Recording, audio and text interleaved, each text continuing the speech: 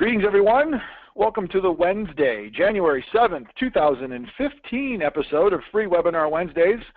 This is Eric Cook, and I'm with WSI Internet Consulting, where we work with businesses and organizations and help them better understand and leverage the power of the Internet as a strategic business tool. You can learn more about me and WSI online at www.poweredbywsi.com. With me this week, kicking off the new year, is my good friend and Free Webinar Wednesday partner, Mr. Jeff Simpkins. Jeff, say hello to everybody out there in Free Webinar Wednesday world. Greetings, everyone. This is Jeff Simpkins, and I'm with Community Bank Consulting, Inc. And you can learn more about me and Community Bank Consulting online at www.communitybankconsulting.com. Excellent. Happy New Year, Jeffrey. I know we exchanged text messages. Yeah. I understand you're up north in the deep freeze.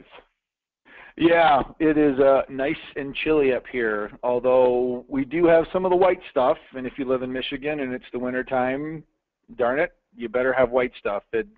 We didn't have it for Christmas, but it showed up just after New Year's, and I think it's going to be around for a while. Although I did catch a picture of yours in social media sitting on your deck with your bare feet overlooking the lake.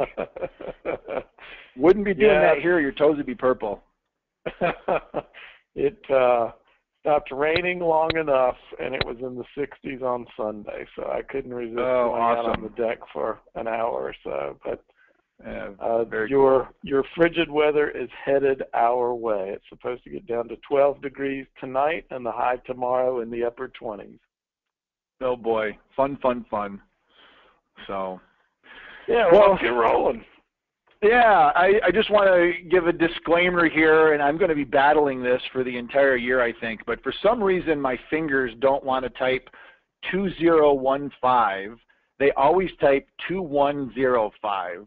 So if anybody out there has any good ideas of ways to retrain my brain so I type 2015 instead of 2105, let me know, because I have a feeling there's going to be more than one document and email that I send that has this freaking typo on it, and it drives me nuts every time I catch it. So if there's any OCD people in the audience that are listening to the webinar and going to say, I need to tell Eric that he typed the date incorrectly, I know it, and I will get it fixed. But if you guys have any advice, let me know. It drives me nuts. But before we get started with that disclaimer out of the way, as a reminder, Free Webinar Wednesdays is recorded, and we put them on freewebinarwednesdays.com. So after today's session, we'll get that up over the next day or so, and you can check it out, watch it again, share it with friends and colleagues. And we also like it when we're interactive. So those of you that are listening live, please feel free to use the chat box, and as our guest walks through some of his 10 items to think about over the next couple of years, the digital shifts, if you will, we'd love to hear from you, and Jeff and I will keep an eye on the chat log, and we'll ask your question when we get started. So with those out of the way, it is my good pleasure to welcome Mike Wise to the show. And Mike, I'll scroll down a little bit so you can see his pretty face. Mike and I actually met a couple of years ago. There's a gentleman by the name of Scott Kozlowski. His name's a little difficult to spell and pronounce, but he's a pretty smart guy. And he has kind of developed a whole process around social technology. And Mike and I actually attended a boot camp of his. I think it was in Chicago, if I'm not mistaken.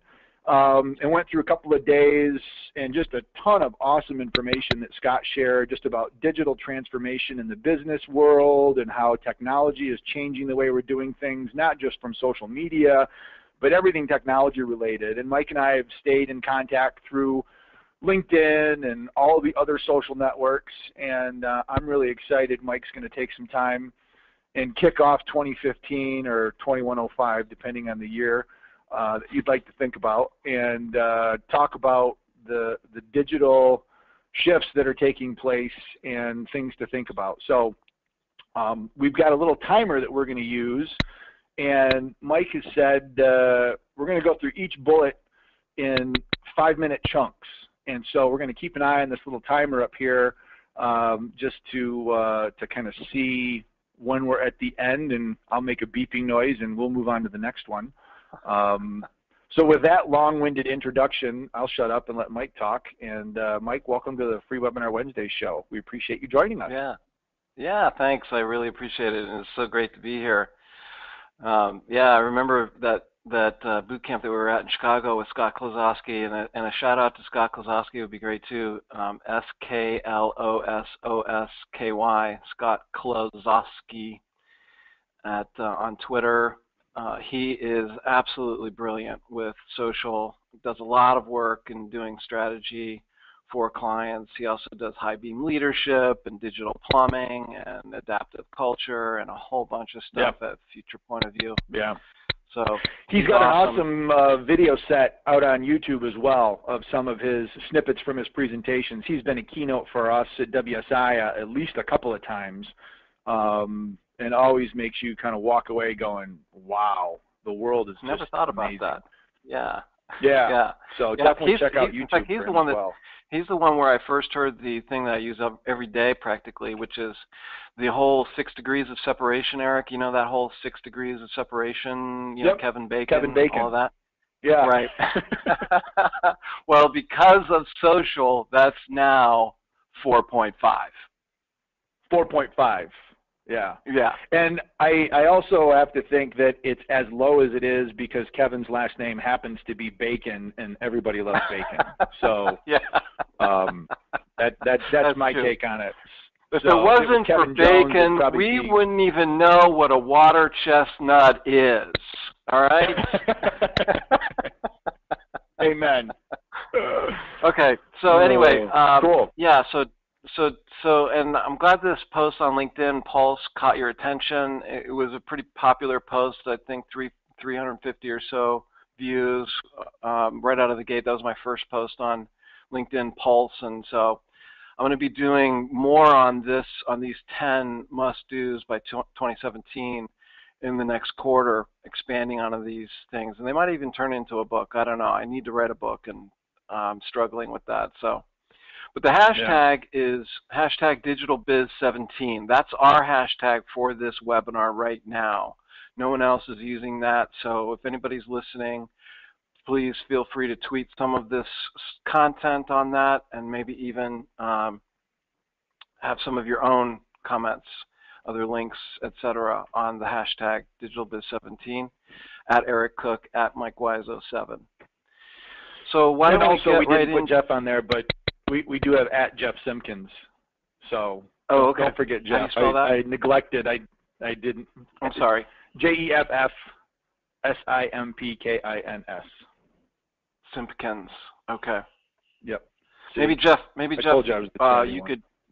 Yeah. Maybe Jeff, you could do a tweet right now that says, welcome to the webinar or something like that, and use the hashtag and those 3 @ signs, yours and R2. All right, yeah, so I'm doing social tech consulting for insurance companies, as you said. So I do strategy consulting for them and, walk them through the 12-step process of implementing social tech. It's a holistic process that includes, things like technology, rivers of information for employees using social, security, governance, marketing, sales, all of that stuff. It's a really well thought out and extensive process that we go through. And so a lot of the comments that I'm using relate to my experiences with executives and leadership teams in walking them through the 6-month implementation process of social technologies. And I kind of say social tech is a lot like digital biz. They're kind of interchangeable the way things are evolving. Social, first it was social media, then social tech, and then digital media, digital marketing, digital business, social business, and so it's all kind of evolving. It's all, to me, under the same banner. So that's why we have Digital Biz 17. So let's go to number 1, the first piece, if you will. Okay. And you want me to start the timer now? You tell me when to start the timer. We've not done the timer before on Free Webinar Wednesdays, so you tell me when to start. Yeah, start. All right, let's go. You got 5 minutes. Well, I'm only going to take a couple minutes, and then because I want to hear your perspective as well, and then we can back and forth a little bit. Sort of like PTI, pardon the interruption on ESPN with those two guys. I forget their names. So customer first, and I put really there because there's a lot of cliches around there. We're going to serve the customer, and all of that type of stuff. And really, there's very few companies out there that really, really put the customer first. And if that's not your culture of doing that, then it's really not going to happen. Because as we know, culture always trumps strategy. You can talk a lot about it, but what are you really doing as far as putting the customer first? How are you measuring the sentiment? How is that sentiment data that customer sentiment, positive and negative mentions across the social spectrum, Twitter, Facebook, LinkedIn, YouTube, comments, Glassdoor, how are those sentiments getting reported and distributed among your company? Because if you're not doing things like that, then you're really not doing very much relative to putting the customer first. So are you doing things like asking the customer what changes they want to make to the products? Are you asking the customers, if you look at the customer experience, and we're going to mention this a couple different times. So from a prospect to a consideration set, to actually signing up, to getting their product delivered, to using their product, and to getting their product serviced, that whole, and maybe even to leaving the product, that whole continuum, how are you measuring the customer experience through that? And how are you measuring the sentiment? That's really what it means by putting the customer first. So for example, there's so many ways that we can connect with customers now. We can have a blog on our website. So I can't tell you how many insurance companies I've seen that have blogs on their website that don't have the comments enabled. Well, what kind of sense does that make? Because now you're speaking, but you're not giving the customer any way of talking with you. Can't tell you how many insurance companies I've seen that even on their Facebook pages, they are blocking comments, or they've disabled the recent posts by others. So all of these things, YouTube videos, they block things. That's not putting the customer first. So how are you really doing that? I put down here continuously survey. So there's so many different ways that you can survey your customers and ask for their opinions on various things. How are you really listening to them? How are you adapting what they're saying to your business processes and so forth? We had that classic example last year of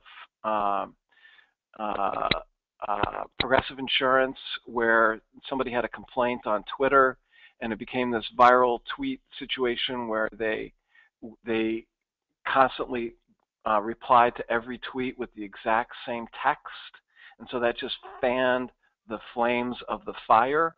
That's not good. So those are some thoughts on putting the customer first.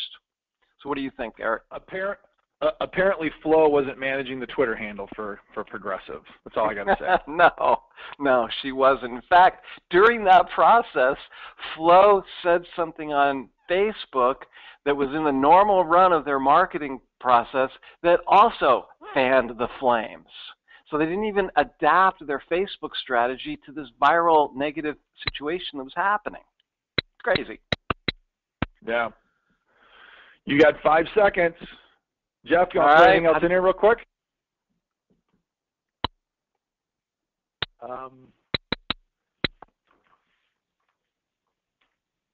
I'm going to pass. All right. So we are going to go to number 2. Number 2. Are we ready to start the countdown? Yes. All right. Here we go. So number 2. I didn't make a buzzer noise. Yeah, bing! Executive education. This is another big thing that I'm a big fan of because there's so much misinformation at the executive level about especially these new technologies. You know, I can't tell you how many times I've heard an executive say this exact quote. Wow, Mike, why would I want to use Twitter? What do I care what Charlie Sheen had for breakfast? Right? And so I don't know why they always pick on Charlie Sheen and why breakfast, but that's the same thing, you know, that they say. And so what I'm thinking is that they're hearing these through the leadership network, through their own network of fellow executives. And I completely understand that. That makes total sense. The problem is that has nothing to do with why you want to use Twitter.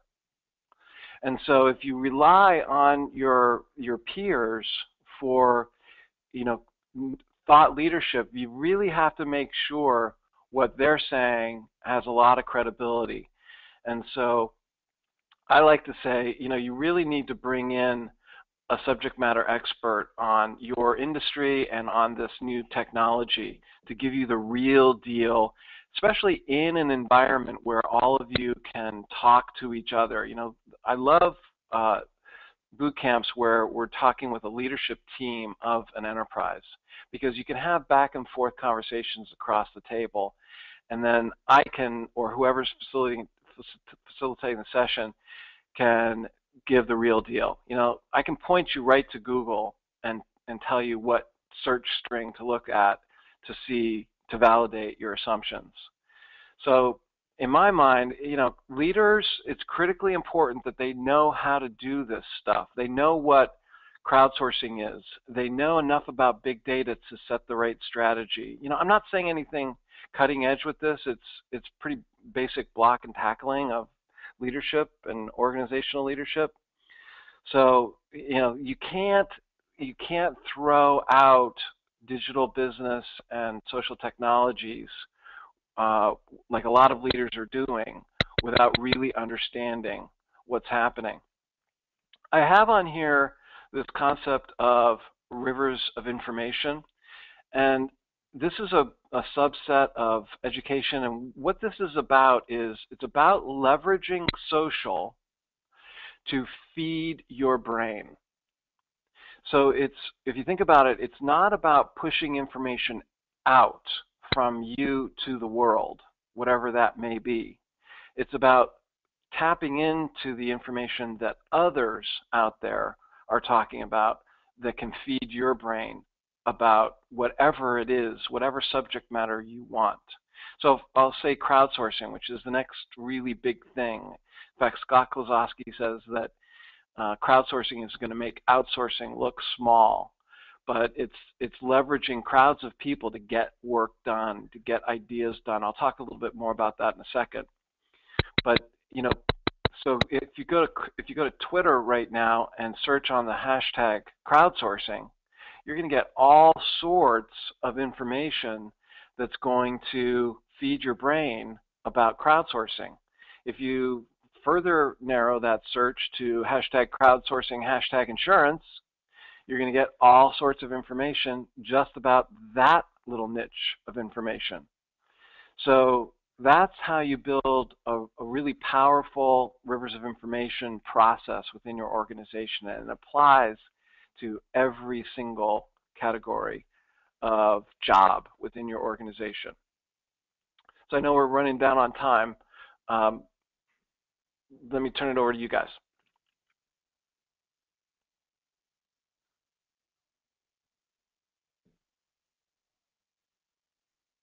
Eric? Whoops, sorry about that. I had you on mute. You're on mute, Eric. Jeff, you want to go first? Go for it. No, go ahead.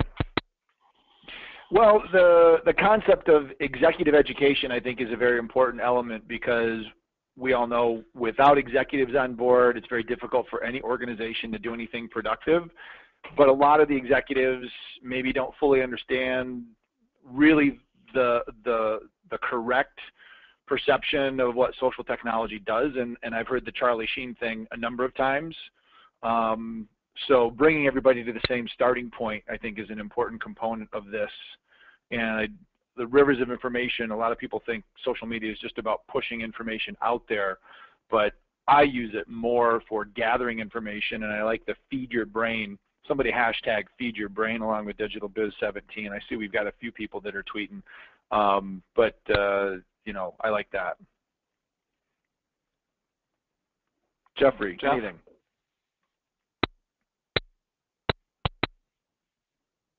Jeff, are you on mute? I am here. I agree with both of you. Using social media as a source of learning as opposed to pushing information out is a great use of it. Yeah, really is. So shout out to Penny Gray and M.E. Patton, and I think that's it right now on Twitter. Good work. Nice. Sweet. Good deal. All right. All right. Next. Number 3. Here we go. Number 3. Okay, so mobile. This is one that Eric actually suggested. And in fact, if you looked at my original overview on this, number 3 was all about having the executives use these technologies themselves. And while that's very true, mobile has to be part of this strategy, and it has to be a top 10 item. And so, you know, there's a lot of things that need to be accounted for when it comes to mobile. In fact, I just sent out a tweet on the hashtag about from Search Engine Watch that talks about what's happening relative to stats on mobile. And, you know, the stats are now the mobile email opens on mobile is now up to about 50%. So of all the emails that are sent out, 50% of them are opened on mobile. You got to remember that that includes your marketing messages. So if you send out a marketing message and it's got a call to action, click here to enroll, or click here to get a quote, or click here to do anything, and it's going to obviously a web page, then that web page has to be mobile optimized, because 50% of those emails are going to be opened on the mobile. And if it's not mobile optimized and you're forcing people to pinch and squeeze, you know, that's a killer. That's actually going to be the death of that sale. And they may not even come back to that email later on the desktop. You know, sorry, it's going to go into their read messages, and that's it. You're done. I also saw that something like 70% of Facebook traffic is on mobile. So if you're doing any kind of Facebook marketing or Facebook branding or whatever you're doing on Facebook, you got to remember 70% of that is on mobile. So you have to have, again, if your call to action is going to a website or anything like that, it's got to be mobile optimized. I've got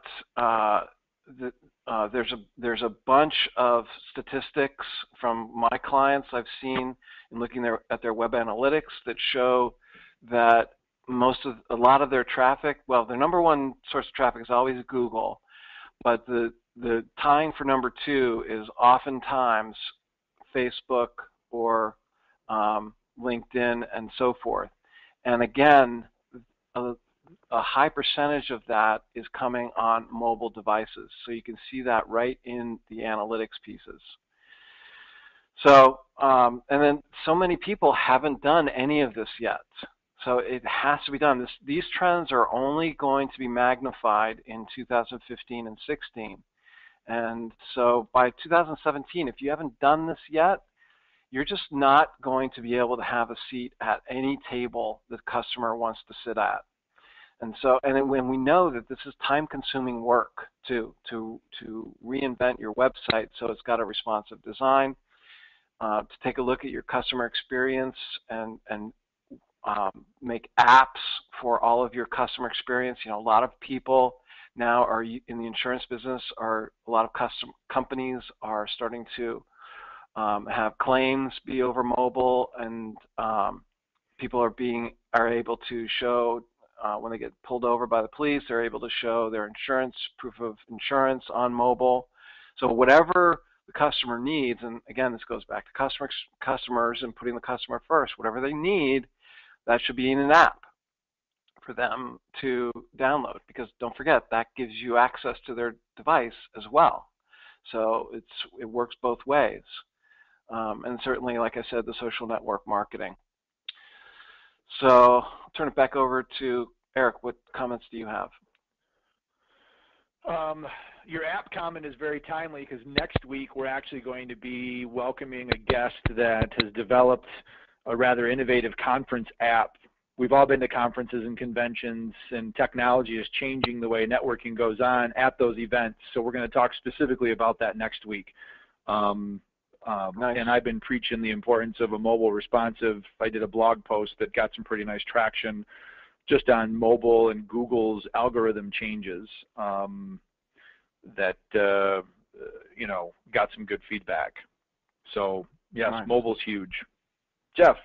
Yeah. I agree. Companies that are not moving in the direction of mobile are missing the boat.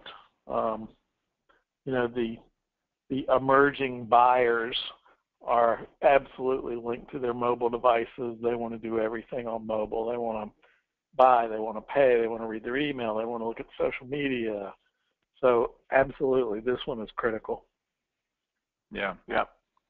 Got to be in there. Yeah, thanks for catching that, Eric. I really appreciate that. Okay. Cool. So next, number 4, ending internal email. I don't know how much we really need to say about this, because I think it's pretty universally accepted that email is one big nightmare right now. You know, it's funny. Email hasn't changed. If you think about the core utility of email since it was first rolled out in what, 98 or something like that. I think that was when I first got my first email address from AOL. It hasn't changed. Can you tell me do you have metrics associated with who your number one person is that you get email from? I mean, a lot of people can say, oh, well, it's my boss, you know, but do you have the metrics associated with that? No, there's no metrics associated with that. Do you know how often your email is opened or clicked through or anything like that? There's so little change happening on that. And, you know, the whole concept of sharing documents and having documents getting out of sequence, and then somebody coming into an email thread in the middle and not reading, you know, the history and saying something stupid, or, you know, emails getting distributed to people that shouldn't be seeing it. I can't tell you how many times I get emails for another guy in Cleveland that's named Mike Wise. You know, so it's just nuts what email is.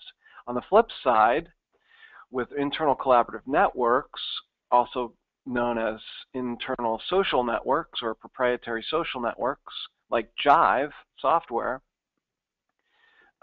when you move away from email, the productivity gains are phenomenal.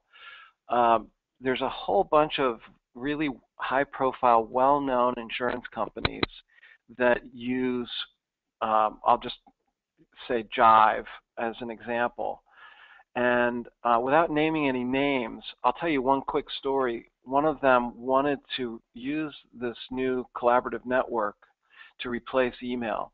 And so they had a pilot line of business, so a test case, say, okay, we're going to use this new tool for the next 6 months. And the line of business leader, the two of them, one was the marketing guy, one was the actuary, they both agreed to not use email at all for the term of the pilot. Now I'm talking about internal email, right? Internal, not external, but internal.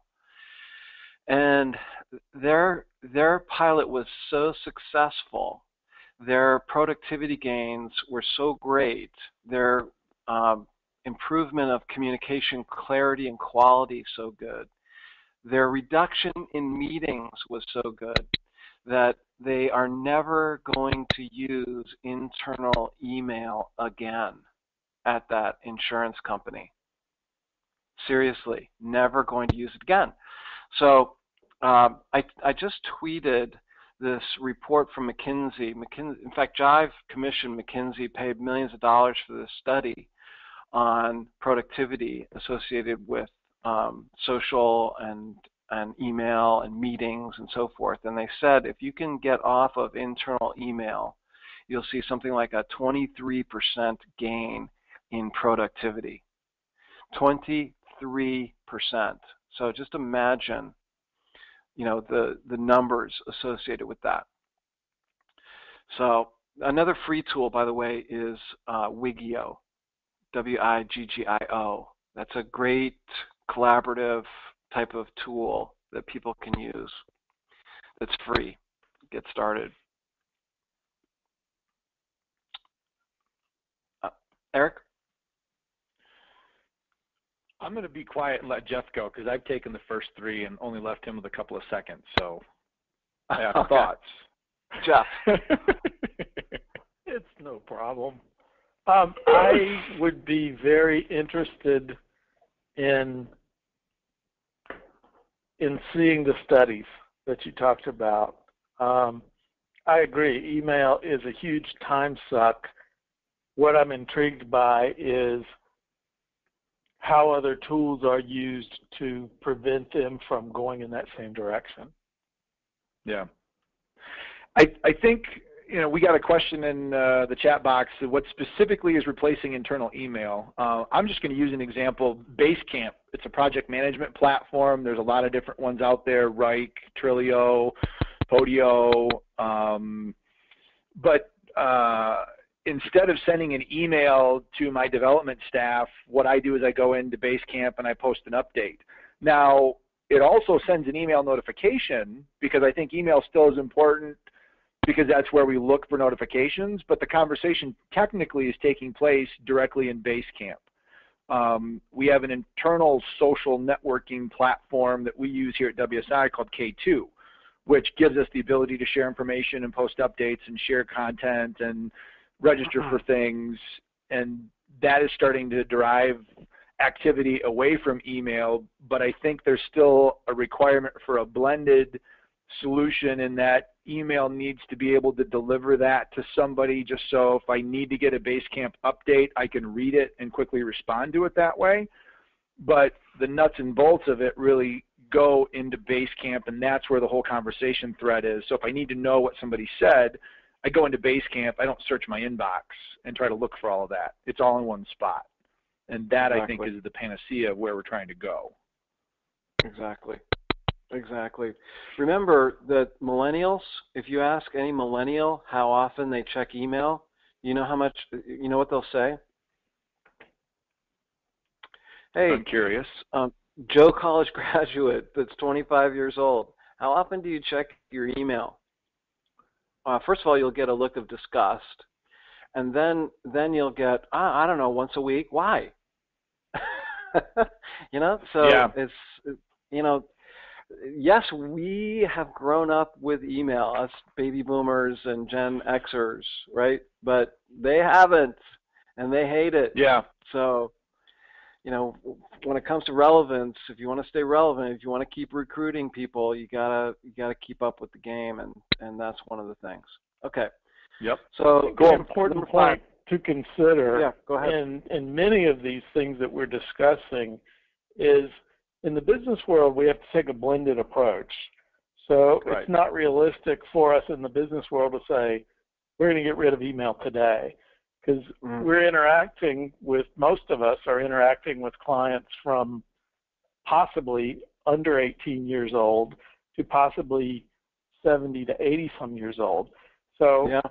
I like the fact that you set up this presentation as looking towards 2017 because, right. you know, there's got to be a phase in and we've got to have the ability to communicate and use various tools as we're targeting various age groups. Good point. Yep. Absolutely. Cool. Yep. All right. We'll move on to the next one, number 5, employee advocacy. Countdown has begun. This is one of the biggest untapped opportunities I'm seeing out there. People just, you know, instead of, when it comes to digital and social, instead of encouraging employees to use social, they're talking to them about all the things they shouldn't be doing on social. I can't tell you how many insurance companies, this is starting to change very, very timely, but they block things like Facebook, Twitter, YouTube on their internal networks. Well, if you do that, you're obviously not going to get any of your employees engaging in any of your content on Facebook.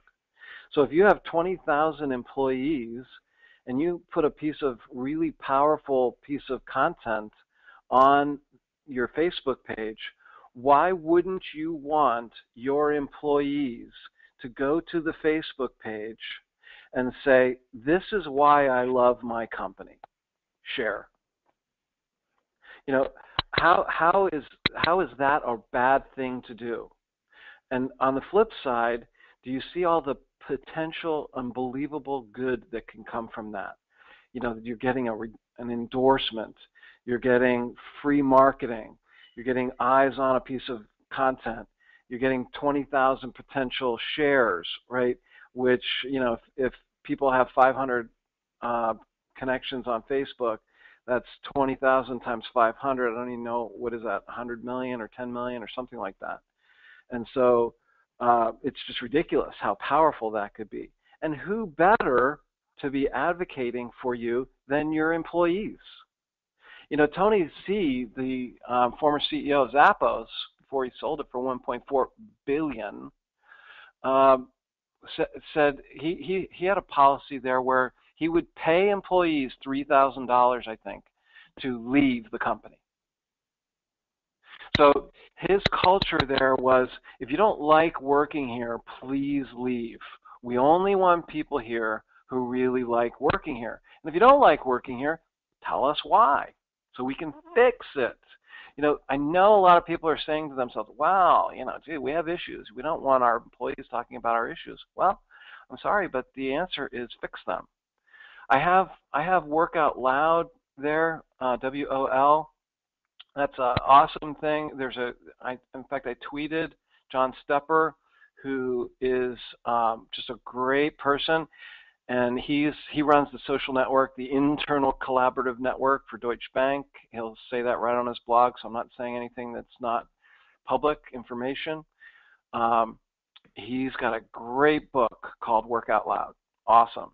And I followed his blog. He wrote the book through the blog, so I've already read the book. And let's see, another company that's really successful at this is HubSpot, one of the most successful new companies in America, HubSpot.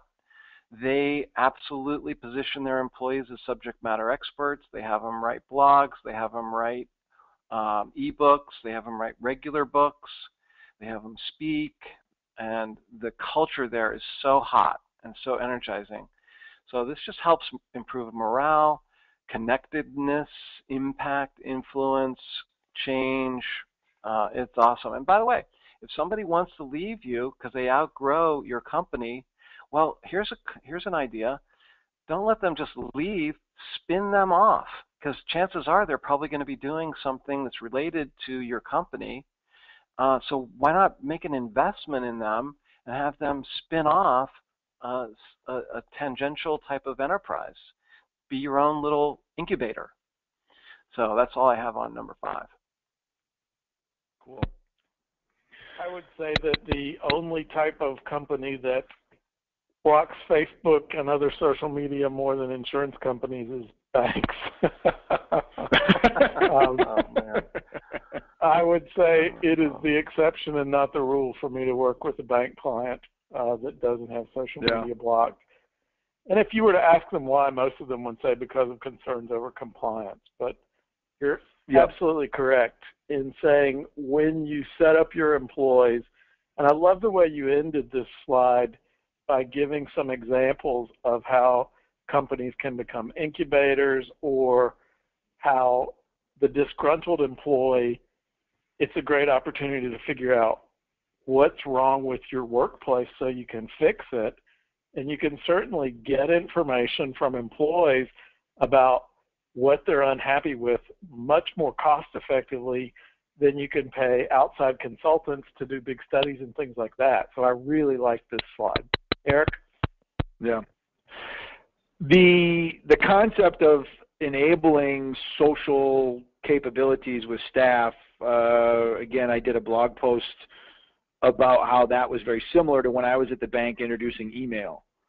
And when email came around, oh, we can't let everybody have email because what if somebody forwards a joke or downloads a virus or does something inappropriate? And now email, even though we're picking on it as being not the chosen tool for internal communication moving forward, but I think it's pretty well accepted that email is everywhere, and everybody in an organization, in a bank perspective, from the teller all the way to the CEO, has an email account.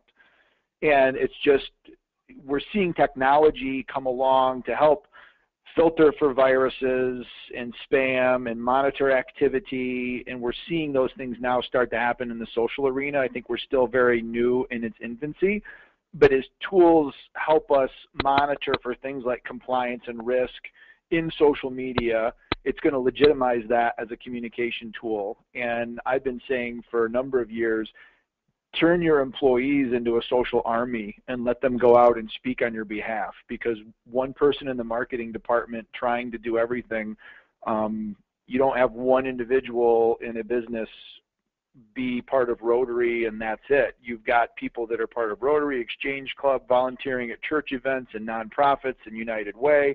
Everybody's everywhere, and that's what we need to think about is this from an advocacy perspective. And I was excited that you mentioned HubSpot, because just last year WSI announced a partnership with HubSpot, and we recognize their advantage, they recognize our advantage, and very proud to have them as one of our new corporate partners. Nice. So it kind of gave me goosebumps to have you mention them, so that was pretty cool. Yeah. And they are awesome. Yeah. They are so awesome. I love HubSpot. Yeah. I love their technology and their culture. So, oh, ding. All right. Number 6, crowdsourcing. You got to do a better job. I keep forgetting to ding. I'm a bad dinger. All right, we reset. Crowdsourcing. Yeah. This is kind of fun. And you, yeah. See. And you basically just talked a little bit about crowdsourcing in terms of your public relations vignette that you just talked about with Rotary and churches and so forth. You're crowdsourcing your public involvement across your employees. So crowdsourcing is a great new topic. It's, you know, the reason why it's so vital is because we are trying to do more with less right now.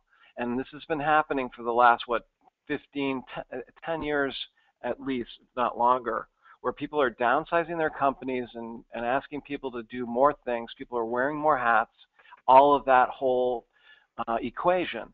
And so now we're loading on social, and there's even more stuff to do now. And so you have to figure out how to get more done, and crowdsourcing is the answer. So there's all sorts of ways to handle crowdsourcing, but I'll just mention these ones that I have on the slide. So we have crowdsourcing content. So for example, if you want to figure out a marketing campaign and you want to have some pictures of your product that are in action, well, go to your Facebook page and ask your customers to take a picture of your product in action and post it to your Facebook page. So you immediately crowdsource scads of media across your crowd of customers. That's a crowd. coding. There's a website called Top Coder. You know, I know we all know the dreaded IT project priority list. Oh! And if you're on the lower third of that list, you know your project ain't gonna happen. And if it does happen, it's going to be given. You're going to get Chris, who's the worst programmer, and the last time he did one of your projects, it was totally screwed up. But he's the worst programmer, so he gets the project, and so it's a nightmare. Well, Top Coder, let's take Chris and make him, instead of a coder, a crowdsourcing code expert. Now there's an idea, because he can just manage the process of all of those low priority projects through a website like Top Coder. And you get things done better, faster, cheaper. It really is the holy grail. A lot of insurance companies, well, the one thing about social, we're just not very creative. Insurance is a boring business, and, we're just not very creative. Well, go to Chaotix. That's a website a crowdsourcing site just for innovation. And pay a few dollars and get an incredibly good idea. Same thing with testing. Any kind of testing that you want to do, there's all sorts of ways you can crowdsource that. You can crowdsource things across your employee base, across your alumni base, across your customer base, your Facebook likes, your YouTube subscribers, your LinkedIn followers. Those are all crowds that you can use. You could even, I have one client that wants to do a video campaign, and so they sent an email out to all of their insurance agents that said, do any of your kids have the capability to produce iMovie videos? Well, guess what? They got back 10 or 11 really good videographers that are high school students, that are children of the insurance agents. And now they have a crowd that they can say, okay, here's our next video. Here's what we want to accomplish. Here's the sort of the executive overview of the video. Here's the media assets on Google Drive. Go for it. See what you get back. And they can pick among those 10 the best video, and that's the video. How awesome is that? It's free, and it's being done by your tribe. So it's definitely going to be a favorite with them anyway. So that's all I have to say about that.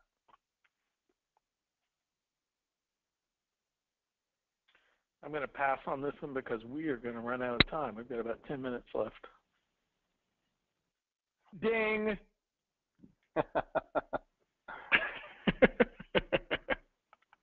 I just realized why I'm not dung is usually I'm talking when the dinger goes off. So. Aha. Well, do you want to just blast through the last three? 7, 8. Yeah, let's do that. 9, 10? Yep. Okay, last 4. Okay, so becoming a video machine. There's no question about it that video is the most popular form of marketing, of instruction. It's got better retention. In fact, if you go to my YouTube channel, I should have tweeted this before. If you go to my YouTube channel, I did a YouTube video on I think the top 10 reasons why video it trumps everything else in terms of anything relative to marketing, sales, education, whatever. It's got great recall. It's just definitely the way to go. And so, you can use video for marketing, whether it's B2C or B2B. Same with sales, B2C, B2B. All your business units can use video. Your customer experience can be video driven. So if you're trying to communicate how to use your product or whatever, you can send out a product, even if it's a widget, and have a little QR code on a Post-it note, and they scan it, and it goes to a video that talks about the product. And that will get listened to, and that'll get watched. And by the way, that might even get shared. So, wow, I love my company. I just bought this new product, this new speaker or whatever, or this new, whatever. And they sent me a video of how to use it, and I love it. And here's the video. It's a funny video, too. So, and certainly putting leaders on video is a good idea. People resonate with faces and names and voices and so forth. So rather than just doing a blog, do a vlog. That's what John, having a mental blank, the guy that runs Cisco, he started doing a video blog called a vlog or whatever you want to call it. But it's a great way to send out small, short bits of information to your target audience. Okay, let's go to the next one. Yep.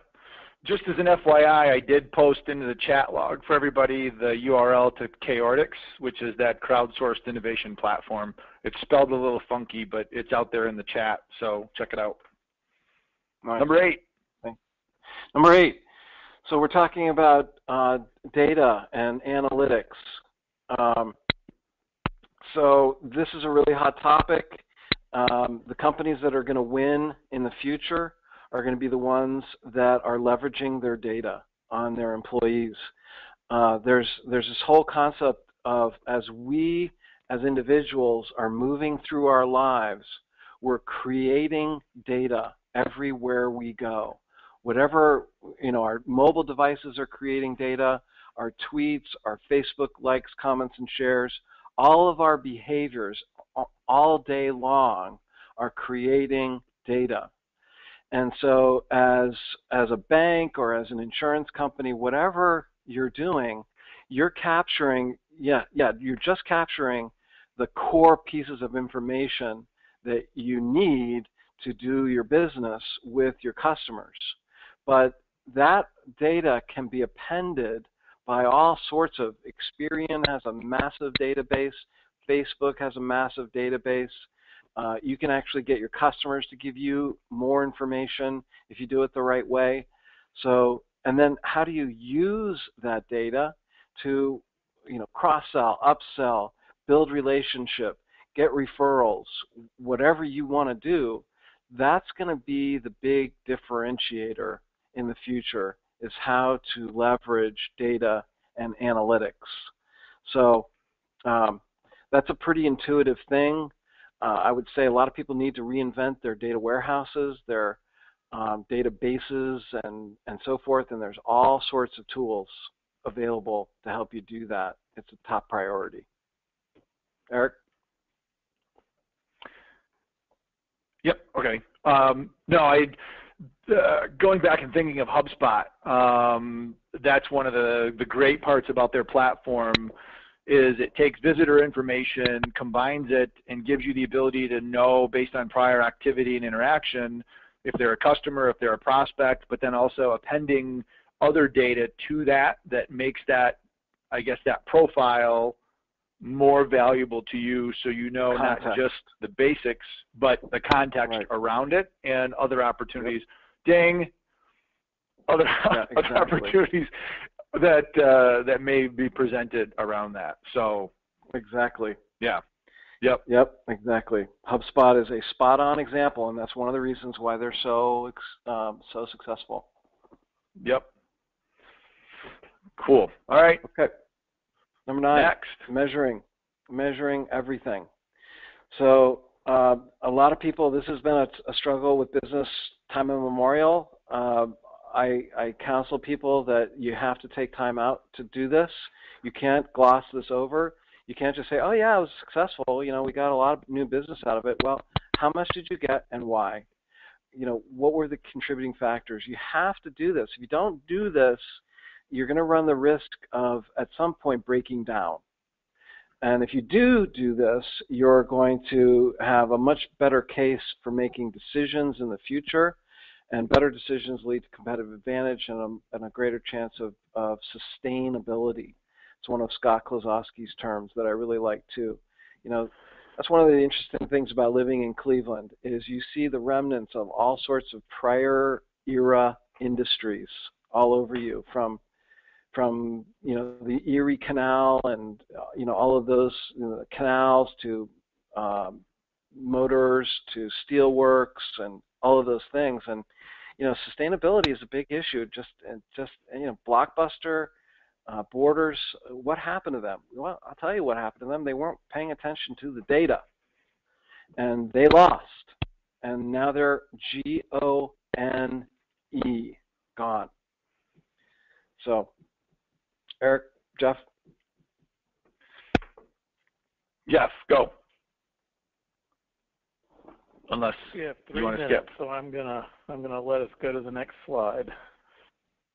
Okay. Perfect. So strategy and leadership. Last slide. What I'm finding is that you have to put together a strategy on this. You can't just wing it.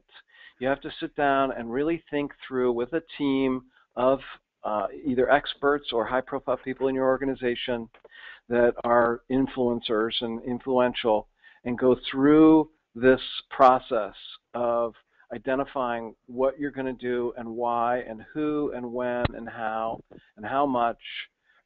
This is a big, huge change. Somebody said to me recently that this is like a sixth wave of computers. You had the mainframe computers, then you had the client server computers, then you had let's see, what else was there? I forget, but you had the internet, and now you have social, mobile, data, analytics, and cloud. And so you have to think through this stuff. You can't just wing it, can't take it lightly. And it's important to have somebody that's really the guy that's the champion for all of this in your organization, that has the authority, the budget, the responsibility for implementing all of these things. They report to the CEO. They're not part of the marketing department or anything like that. That was sort of like, that's all ancient history now. This is a real deal thing, and they have a seat at the table. Digital business. So I'll just end by saying let's do a few more tweets on #DigitalBiz17, and I'm happy to answer any questions or follow up with people directly. You have my Twitter. You can follow me. I'll follow you back, and we'll direct message each other if you need any more information. But thanks for having me on the podcast. Cool. Jeff, closing thoughts. Thank you very much, Mike. Provided some really good information to consider for planning and growth for the future. Using, and a couple of observations that I've got that I just want to share. One, I like the fact that I can't believe we've been doing this for 5 years and we haven't really reinforced the hashtag. So I think that's something, Jeff, you and I might want to have a little conversation about, because while the chat box is good, there are opportunities for people to have some conversations with one another, which I think is kind of cool. And along those lines, TweetReach is a service that I've mentioned before, that for free you can actually go out and run a report on a term or a hashtag or a Twitter handle. So I've taken DigitalBiz27 or DigitalBiz17, which is today's event hashtag, and just within the hour we've generated 15,272 reaches to accounts with over 30,000 impressions. Ding, 30,000 impressions. And a service like this gives you the ability to data mine, and it plays off of all the things that you talked about, Mike. It looks at measuring, you look at big data, we're crowdsourcing the intelligence here to see what actually took place. This can be used for education of our executives to say, look, Mike tweeted 5 times and got over 14,000 impressions, and Jeff and Eric, the number of you got the whole thread of what we talked about today. Yep. It's amazing. So that's great. Tweet that. Yeah. So TweetReach. So yeah, I think 2015 is going to be an interesting year for Free Webinar Wednesdays, to kind of take our game to the next level. and using some of these things, and that's one of the reasons why I wanted you to help kick off the year, because I think everybody is well served to think about more of the cultural. We did a session last year that talked more about the digital marketing things related, but I think this one goes even deeper into an organizational structure beyond just the marketing things that I shared during that session. So yeah, I'm pretty excited. Yeah. So Jeff, awesome. I don't know, when you look at this tweet reach, if you've got any insight or thoughts, but you know, basically we've got 5 people that just reached over 30,000 impressions in an hour to get the word out. Really cool. So yeah, good job, Free Webinar Wednesday-ers. Yeah, absolutely. Penny and Mark, you guys rock. Thanks for tweeting. Yeah. So cool. Yeah, by the way, at the end of HubSpot Inbound 14 in Boston last summer, I did a tweet binder, same thing as Tweet Reach. They had 1.4 billion impressions on hashtag Inbound 14. 1.4 billion for free. Cool. Wow, they hosted the conference, but they made money on the conference. I mean, it's just sick what they're doing. Yeah. That's how powerful it is. Cool. It's incredible. Good, good. Well, Mike, I don't want to speak for Jeff, but I have a feeling that he'll be okay with me doing so right now. I want to thank you for joining us, but also extend the offer as the year progresses and other things happen. You know, maybe we can even get our mutual buddy Scott to join us for a deeper conversation in some of the other areas. But I think as you scratch the surface on some of these things and continue your blogging efforts, by all means, I'll be paying attention through social media. But happy to allow you to leverage Free Webinar Wednesdays as a crowdsourcing platform to get the word out. So just let us know. Okay, cool. And be happy to have you on as a repeat. So. Thanks. I really appreciate it. It's great. I'm excited about your content for next week. Good deal. So, okay. Well, that concludes just a little bit over time, but I don't think anybody minded. We always deliver more than what you pay for here at Free Webinar Wednesdays. You get your money's worth. So visit us at freewebinarwednesdays.com. We'll get this recording out very shortly. Connect with us on Facebook, and yeah, until then, have a great week, and we'll see you next week for our conference and networking session, and we'll continue the excitement, and 2015 is going to be a great year. So thanks again. We'll talk to you later, everybody. Bye.